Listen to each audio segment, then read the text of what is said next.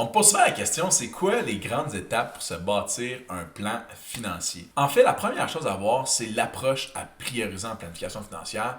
Sans doute que plusieurs connaissent la pyramide des besoins de Maslow, soit besoins physiologiques, sécurité, appartenance, reconnaissance, puis dans le haut de la pyramide, il y a réalisation de soi. Eh bien, c'est un peu le même principe avec la pyramide des besoins financiers. À la base, il y a quelques ingrédients essentiels pour avoir un bon plan financier. Les premiers éléments à prendre en compte, ce sont les événements incontrôlables. C'est le filet de sécurité. C'est là qu'on adresse les protections, vie, invalidité, maladie grave, testament, mandat en cas d'inaptitude. On va se le dire, c'est pas le bout préféré. On parle de décès, maladie, invalidité. Bref, c'est un peu morbide, mais bon. C'est donc important parce que c'est là-dessus que tout repose, tout le plan financier. Et je compare souvent ça à quand on bâtit une maison. T'sais, les fondations, c'est loin d'être la portion la plus excitante, mais tu auras beau avoir une super belle tapisserie au troisième étage, si ta fondation est fissurée, ta maison va perdre sa valeur tout comme ton plan financier. Une fois ça fait, le deuxième élément à considérer, ça va aller selon tes priorités personnelles. Soit, qu'est-ce qui est important pour toi, soit devenir propriétaire, avoir un coussin financier, un régime épargne-études pour les enfants par exemple,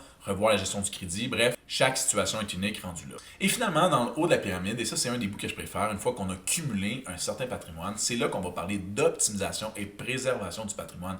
Parce que tu as quelque chose à optimiser, tu as quelque chose à préserver. Le nombre de fois que j'ai vu ça, il y a un paquet de monde qui cherche à optimiser leur avoir alors qu'ils n'ont pas grand-chose à optimiser au final. Fait qu'en bout de piste, ils perdent un temps fou et payent des professionnels pour sauver quoi, 100$.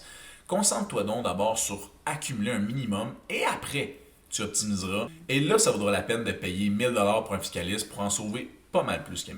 Puis là, je tiens à préciser que c'est vraiment pas tout le monde qui se rend dans le haut de la pyramide des besoins financiers parce que c'est vraiment pas tout le monde qui veut partir en business, pas tout le monde qui cumule des patrimoines importants aussi à travers le temps, tout comme la pyramide de Maslow, c'est pas tout le monde qui atteint le cinquième niveau de réalisation de soi. Certainement, dans tous les cas, ceux qui réussissent à s'y rendre, du moins, c'est du monde qui sont bien accompagnés et bien entourés.